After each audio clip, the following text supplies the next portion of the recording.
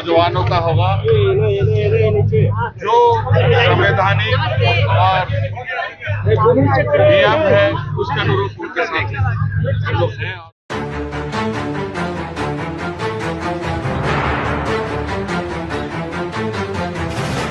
नमस्कार, मैं हूं आपका दोस्त आलोक कुमार। अभिवादन स्वीकार कीजिए मेरा। आज झारखंड बंद है, सड़कों पर बवाल है, बच्चों पर लाठी चार्ज हुआ है, कई घायल हैं, 14 पुलिस वाले घायल हैं। तो आप सोचो कितने छात्र घायल होंगे। विधानसभा घेरने पहुंच गया था 10 अगस्त को छात्र। नाराज निराश पूरे झारखंड की सड़कें बता रही हैं भ्रष्टाचार से लोग हुए पड़े हैं, इसलिए बंद है। क्या इस बंद से भ्रष्टाचार से मुक्ति मिल जाएगी झारखंड के लोगों को, या फिर यह नाराजगी कोई ऐसा रास्ता तय करेगी कि हेमंत सोरेन की सरकार या तो रहेगी या फिर पूरी स्थिति बदलाव कर जाएगी। एल खियांगते जेपीएससी के अध्यक्ष थे, उनको सीआईडी ने गिरफ्तार कर लिया। ये एक नहीं, पूरे मामले में 7वीं 8वीं गिरफ्तारी है। एक सिरे से सवाल खड़ा हुआ था, 17 दिनों से आंदोलन चल रहा था छात्रों का। कह रहे थे जेपीएससी में जो घोटाला हुआ है, जेएसएससी में जो नियुक्ति में घोटाला हुआ है, उसके लिए जिम्मेदार लोगों को पकड़ो, लाओ और व्यवस्था को सुधारो। क्योंकि प्रतिभावान छात्र वर्ष दर वर्ष तैयारी करते रहते हैं और नतीजा आता है उन हुक्मरानों के पक्ष में जो कि सत्ता के आसपास मंडराते रहते हैं। पैसे का काम चलता है, ताकत का काम चलता है। सुप्रिय भट्टाचार्य हैं, महासचिव हैं झारखंड मुक्ति मोर्चा के और प्रवक्ता हैं। आज झारखंड बंद है, सड़कों पर बवंडर मचा हुआ है। भारतीय जनता पार्टी के लोग उन छात्रों के हक में उतर आए हैं जिन पर लाठीचार्ज हुआ है। 10 अगस्त को 17 दिनों तक लंबे चले आंदोलन के बाद छात्रों ने विधानसभा के घेराव का फैसला किया था। पुलिस आई, वाटर कैनन से उन्हें रोकने की कोशिश की। वो बच्चे हैं, कैसे रुकते। आखिरकार रात होते होते जम करके लाठीचार्ज हुआ और लाठीचार्ज में 14 पुलिस वाले घायल हुए हैं। अब कितने छात्र घायल हुए इस अंधेरे में कहना बहुत मुश्किल है, लेकिन इस आंदोलन के प्रतीक के तौर पर देवेंद्र नाथ महतो जो 2 अगस्त से भूख हड़ताल पे थे, उनकी तबीयत खराब हुई, उनको उठा के सदर अस्पताल ले जाया गया। पूरा बिंब अगर देखें पूरे आंदोलन का, देवेंद्र नाथ महतो बेहद महत्वपूर्ण व्यक्ति हैं। मौसम कैसा भी रहा, वो जयपाल मुंडा के प्रतिमा के नीचे लेटे रहे, सोए रहे पूरे आंदोलन के दौरान निःशब्द होकर के। कहते रहिए आंदोलन पूरा अहिंसात्मक है। क्यों है? आंदोलन के पीछे की वजह है भ्रष्टाचार से मुक्ति चाहिए।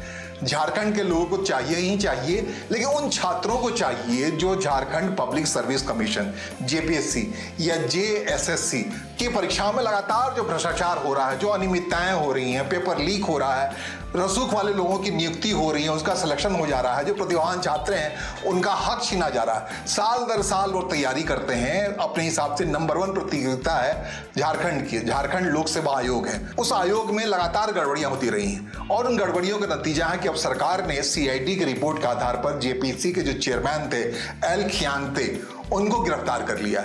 ये एक पहली गिरफ्तारी नहीं है, 7-8 लोगों को गिरफ्तार किया है सीआईडी की रिपोर्ट के बाद।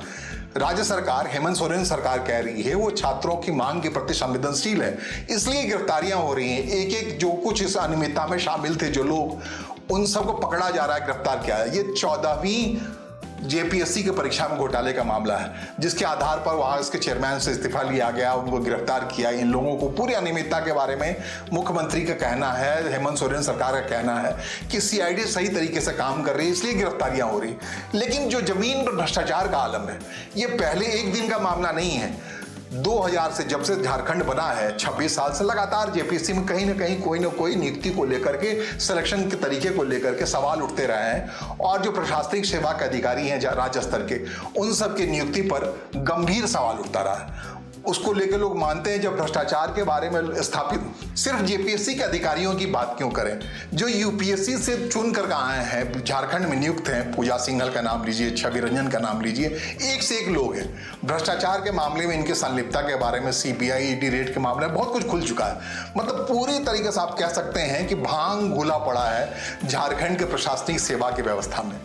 जब लोग इस कदर परेशान हैं तो झारखंड बंद है और लगता है यहां से कोई रास्ता निकलेगा। क्या इस बंद से हेमंत सोरेन की सरकार चली जाएगी? या फिर हेमंत सोरेन की सरकार पर और सख्ती से इस बात का दबाव बढ़ेगा कि भाई ये वक्त आ गया है, हंस का नजर रखो, पानी का पानी, दूध का दूध अलग करो, भ्रष्टाचार से लोगों को मुक्ति दिलाओ। क्या सच में मुख्यमंत्री हेमंत सोरेन की सरकार ऐसा कर पाएगी? आप झारखंड के सिलसिले को देखेंगे, पॉलिटिकल सिलसिले को देखेंगे तो इतना आसान नहीं है सब कुछ। भारतीय जनता पार्टी विपक्ष में है, लेकिन ज्यादा समय तक वो झारखंड में बीते 26 साल में राज करती रही।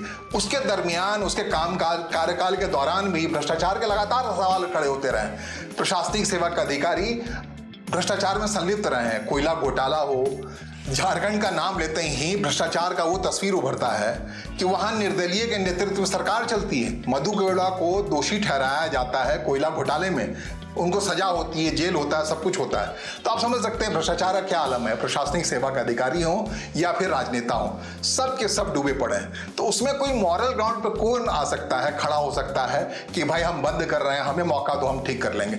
अब जहां तक इस आंदोलन की बात है, लाठीचार्ज हुआ और विपक्ष भारतीय जनता पार्टी है। इसी भारतीय जनता पार्टी सरकार ने जंतर मंतर पर 20 जुलाई को लाठी चलाई थी, बच्चे घायल हुए थे। तो भाई आपने चलाई तो वो ज्यादा गुनाह नहीं है और इन्होंने चलाई तो गुनाह हो गया। दरअसल इस मोड़ पर मसला सिर्फ ये है कि भ्रष्टाचार के खिलाफ झारखंड के लोगों की इस आवाज को कौन रिफ्लेक्ट करता है, कौन प्रभावी तरीके से। ये कैसा दस्तूर है कि जंतर मंतर पे लाठी चलाते हैं, संसद की ओर मार्च करने वाले लोगों पर आप लाठी चलाते हैं, वो क्षम्य है, वहां घायल हुए बच्चे क्षम्य हैं, लेकिन झारखंड में लाठी चार्ज करने पर आप उसे अन्यायपूर्ण ठहरा रहे हैं। तो मॉरल ग्राउंड पे कहां खड़ी है भारतीय जनता पार्टी जो विपक्ष में है? क्या उसको इतना आधार है, नैतिक आधार है इस आंदोलन के समर्थन में वो खड़ी हो जाए या पूरा आंदोलन उनके पक्ष में चला जाए? शायद यही वजह है कि 17 दिनों तक लगातार इन आंदोलनकारियों ने कोशिश की ये पूरा आंदोलन किसी राजनीतिक दल के प्रभाव से अलग रहे। लेकिन अब जब लाठियां बरसाई गई हैं, सब कुछ हुआ है, तो भारतीय जनता पार्टी ने अपने हाथ में पूरे आंदोलन को लगभग ले लिया है, झारखंड बंद का आह्वान किया है। इस सबसे दबाव तो पड़ रहा है सरकार पे। भाई आसान बात नहीं है, उस जेपीएससी अध्यक्ष को आप गिरफ्तार करवा लेते हैं जिसकी नियुक्ति आपके कार्यकाल में हुई, और जो 14वीं जेपीएससी परीक्षा का मामला है जिसमें पूरे तरीके से छात्र ये तथ्य लेके सामने आए हैं कि भाई मनमौजी की गई है। जो एजेंसी है उसका व्यक्ति ही कई मामलों में खुद उत्तीर्ण हो गया है। भाई वो एजेंसी किसके प्रभाव में काम कर रही है?